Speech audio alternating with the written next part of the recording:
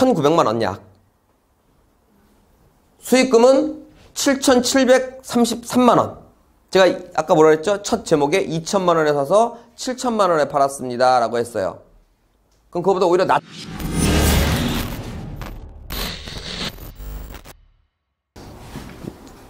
자, 그러면 바로 시작해 보도록 할게요. 이게 지금 몇 년 전에 낙찰받은 공장, 딱 보니까 공장처럼 생겼죠? 큰 공장은 아닌 것 같아요. 이렇게 두 동이 이렇게 있었던 건물인데, 이것도 우리가 찾아봐야 돼. 아니, 물론 제가 다 오픈을 하니까 더 연구할 건 없는데, 현장에 가보면 이 공장이 없어요, 지금. 없어졌어. 없어진 것도 조금 이따 말씀드릴게요. 자, 이거는 제목을 이렇게 붙여봤어요. 2천만 원에 사서 7천만 원에 팔았습니다 라고. 그런지 한번 볼게요. 이건 야당동이라는 동네고요. 6억 1,500만 원에 받았어요. 낙찰 고향은 이제 동네고 황병우의 5 해갖고 받았어요. 그리고 땅 평수는 268평, 건물은 105평이라고 그랬습니다. 제가 교육할 때 이런 말씀 드린 적 있죠? 공장을 살 때는 땅의 비중을 두라 그랬어요? 건물의 비중을 두라 그랬습니까? 땅이라 그랬습니다. 7대3, 8대2 이 정도로.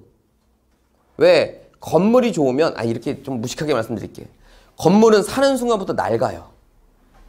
부동산이 오르는 건 땅이 오르는 겁니다. 근데 굳이 건물이 있어야 되는 이유는 뭐였죠? 여기서 임대료를 받기 위해서 있는 겁니다. 근데 이게 좋으면 왜 좋으냐? 임대료가 많이 나와요. 이게 좋으면. 그럼 이제 거기 현혹되면 안 된다는 거야. 왜? 우리는 부를 창출하기 위한 부동산이니까. 이게 점점점 좋아보면 제일 좋은 게 뭐예요? 아파트형 공장이 되는 거예요. 그 임대료가 상가만큼 나와요. 근데 뭐가 없다? 상가는? 매도 차익이 없다. 그래서 제가 항상 땅 위주로 보라라는 말씀을 드리는 거예요.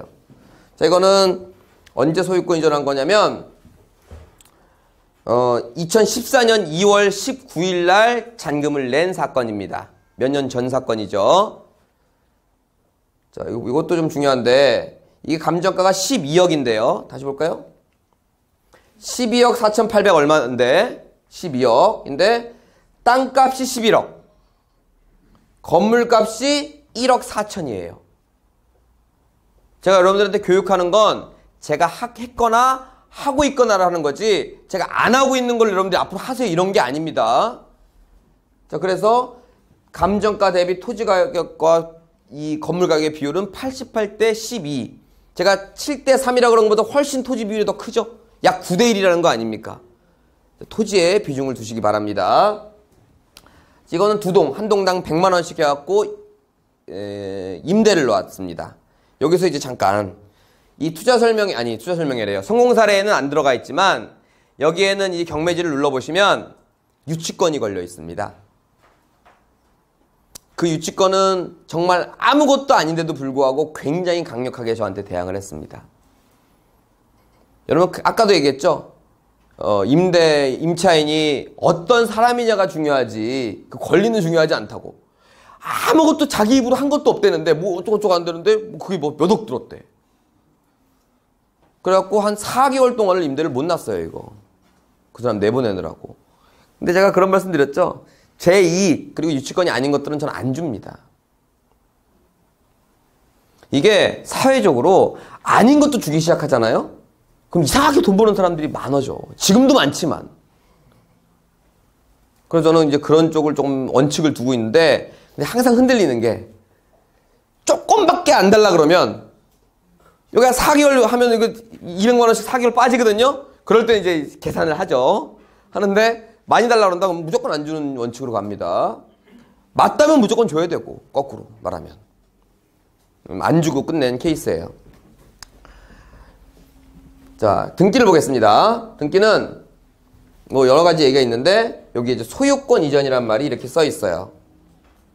이걸 좀 확대해 보면 14년 2월 19일 맞죠? 아까 잔금 낸 날이에요. 이것 또한 소유자들 6명이겠죠.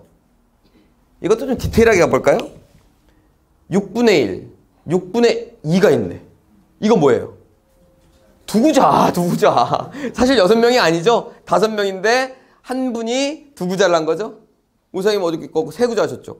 그렇게 이렇게 몇 구자를 많이 하신 겁니다. 여기 한 명 더 있어요. 또 잘 안 보이는데 여기 이렇게 찍 이름을 걷어 이렇게 빨간색으로. 근데 이게 특별한 건 아니고요. 돌아가신 거 이런 거 아니고요. 이게 좀 촌스러운 이름이라 개명하신 겁니다. 자, 그 다음 또 등기를 보면 여기에 지상권 설정, 뭐 근저당, 지상권 막 써 있습니다. 이거 다 말소됐다는 얘기예요. 이게 이제 실제로 우리가 말소기준 권리 비트는 말소 이걸 등기해서 보는 거죠. 거기에 10개가 있든 100개가 있든 이렇게 쫙 말소됐다고 표시가 나옵니다. 임의경매로 인한 매각 이렇게 해갖고. 여기서 제가 이걸 보여드리는 게 아니고 이걸 보여드리려는 겁니다. 이건 그 당시 2014년 2월 19일 날 돈을 빌려 써서 샀다는 건데 왜 빨간색으로 거 있어요? 이미 이건 갚아고 팔아버린 거니까 이제는 없어졌겠죠. 지금 현재 등기니까. 자, 이걸 보면 채권 초액은 6억 6,480만 원. 130% 하면은 5억 1천 정도 될 건데 5억으로 그냥 계산할게요. 5억을 빌려 쓴 겁니다. 6억 1,500을 사서 5억에 빌려 쓴 거죠. 자, 이 5억은 그 당시에는 3.5%였습니다. 전 그냥 있는 그대로 말씀드리는 거. 아까 그건 4.5%. 이건 3.5%에 빌렸었고 연이자는 1,750만 원. 5억 해서 연이자 해보세요. 월이자는 145만 원입니다. 그러면 제가 교육해 드린 바로만 이해하면 월세가 145만 원만 나오면 되죠. 그죠? 근데 약간 오버했어요, 지금. 근데 이건 다루지 않을게요. 왜 아까 내가 4개월 동안 못 났잖아, 우리. 그죠? 그냥 퉁칠게요, 이거는. 하지만 이제 전문가 영역으로 가면 이제 월세가 조금의 용돈도 갈 수가 있습니다. 큰 건 아니지만 상가를 하면 큰 용돈이 들어오겠지만 이런 것들은 안 들어오는 게 기준으로 하고 안 내고 안 들어오는 걸로. 하지만 이런 것들은 조금 들어올 수는 있어요. 근데 그거에 너무 만족하지 마세요. 이건 왜? 매도차익형 부동산이니까. 자, 다음 등기를 보면 이것도 경매로 매각했고 2016년 3월 28일 날 인천에 사시는 이 씨한테 매매했습니다. 2014년 2월 19일 날 경매로 낙찰을 받아서 2016년 3월 28일 날 매매했어요. 2년 1개월 만에 매매했죠. 이거 의도된 계열수인가요? 당연히 의도된 계열수죠. 네. 당연히 의도된 계열수고, 잠깐 등기의 맨 밑에를 보면 소유권 대지권이란 말이 나옵니다. 그리고 무슨 에코리움이라는 건물이 올라갔대. 이거 제가 아까 언뜻 말씀드렸죠. 지금 공장 없다고. 타운하우스가 다 들어와갖고 이제 집합 건물 돼버린 거예요. 이게 지금 연도가 안 나오네. 몇 년 전, 2년 전 이렇게 건물을 다 져버렸어요. 저갖고 지금은 공장이 남아있지 않다. 그래서 2년 한 건 이건 1년 7개월 정도 때 계약을 하고 잔금을 2년 1개월에 받은 거죠. 뭐 그런 케이스라고 보시면 됩니다. 이 케이스는 임대계약서니 뭐 매매계약서니 다 저한테 갖고 오셨어요. 이걸 성공 사례로 쓰라고. 근데 요즘에는 매매계약서를 보여드릴 필요가 없는 게 그거보다 더 정확한 게 있죠. 바로 뭐냐면 등기입니다. 좀 이따 보여드릴게요. 자, 아까도 얘기했지만 1년 이내에 팔면 50%, 1년과 2년 사이에 팔면 40%, 이제 2년이 넘어가면 일반 과세다 라고 알아두시기 바랍니다. 자, 마지막 등기입니다.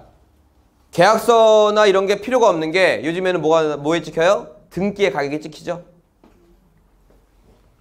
2016년 3월 28일 날 받은 금액이 9억 6,480만 원입니다. 투자금 낙찰가 6억 1,500에서 대출 5억 받았죠? 그러니까 실투자금은 1억 1,500만 원입니다. 맞습니까? 자, 그러면 수익금은 임대는 뺄게요. 임대는 그냥 퉁친다 그랬습니다. 뭐 얼마 나왔다 이런 건 안 할게요. 자, 매매가는 9억 6,400, 대출금 5억이니까 수익금은 4억 6,400입니다. 결론은 1억 1,500 투자해서 2년 만에 4억 6,400만 원 된 거죠. 수익금은 3억 4,900만 원입니다. 근데 이것도 6구자로 투자됐죠? 한 구조당 해볼게요. 한 사람 1억 1,500을 6으로 나누면 1,900만 원 약. 수익금은 7,733만 원. 제가 아까 뭐라 그랬죠? 첫 제목에 2천만 원에 사서 7천만 원에 팔았습니다 라고 했어요. 그럼 그거보다 오히려 낮췄네요, 제가. 실제보다. 그래서 진짜 실수익금은 5,816만 원이 되는 겁니다. 괜찮나요? 많이 괜찮아요? 조금 괜찮아요? 은행이자랑 자꾸 비교하니까. 근데 항상 전통은 뭐였어요? 은행이자의 수익률을 항상 기준으로 두니까 제가 은행이자랑 하는데, 은행이자랑 비교할 수가 없죠. 이게 지금 2년이 지났으니까 연이자로 300%가 넘게 남은 거지만 1년으로 따지면 300%까지는 아닙니다. 152%지. 그럼 우리 은행이자가 얼마냐면 1.5%가 안 돼요. 그럼 이제 100배죠, 딱. 맞나요? 그렇게 생각하시면 됩니다. 자, 이제 마지막으로 한 말씀 더 드리고 오늘 마칠게요. 많이 남았죠? 이거 제가 제 이야기 아니죠. 제 이야기가 아니라는 이거를 왜 제가 강조하냐면, 제가 옛날에 이런 걸 해서요, 이렇게 벌었어요. 약간 자랑 같잖아요, 이건. 근데 이건 제 얘기가 아니라 여러분의 몇 년 전 선배 얘기고, 아까 그 상가는 몇 개월 전 선배 얘기입니다. 심지어는 여기 계신 분도 계세요, 이 상가는. 그리고 여기 아까 이 투자자는 황병호 씨 같은 경우는 이제 경매인이 돼버렸다고 말씀드렸고, 이건 남의 얘기가 아닙니다. 제가 1, 2년 전에 방송에서 섭외가 한번 들어왔었어요. 제가 방송을 나가 본 적이 별로 없습니다. 아주 이제 젊을 때 한 2번 나갔는데요. 제일 제가 이제 방송에 나가서, 아니 신문에 나와서 제일 기분 좋았던 게 옛날에 매일경제 뭐 젊은 부자 해갖고 나왔었어요. 그 얘기는 제가 무슨 말씀을 드리냐면, 제가 부동산 업계의 모임에 가면 저한테 전설이다 뭐 이런 닭살 돋는 얘기를 가끔 하십니다. 뭐 투자자들한테 수십 프로와 수백 프로를 남겨주는 넌 전설이야 맨날 이러는데, 뭐 닭살은 돋지만 기분은 좋아요. 자, 그런데 그 당사자가 누구냐면 여러분입니다. 여러분이 앞으로 써나가야 될 게 이런 게 시작이 되셔야 된다는 얘기예요. 근데 거기에 마음가짐의 준비가 뭐냐? 이걸 자꾸 내가 교육용으로 쓰다 보니까 남의 얘기처럼 듣는 거야, 이거를. 아, 저런 사례도 있구나가 아니라 이런 사례가 그냥 널렸다. 그 중에 여러분 사례가 이제 앞으로 또 채택이 돼서 계속 되실 겁니다. 그러면 제가 전설이 아니라 실제로 돈을 버는 여러분이 전설이죠. 주의사항, 아까도 말씀드렸습니다. 할 수 있다고 생각하는 사람만 합니다. 이건 제가 안 남은 케이스 중에 하나를 보여드린 거니까 앞으로 더 남은 케이스를 제가 해드릴 거예요. 하지만 여러분들이 스스로 나도 저런 거를 기본으로 할 수 있다, 해야 되겠다라는 생각을 갖고 있어야 여러분들이 반드시 그 결과가 나올 겁니다. 자, 우리 저를 포함해서 여러분 다 전설이 되자고요. 마치겠습니다. 감사합니다.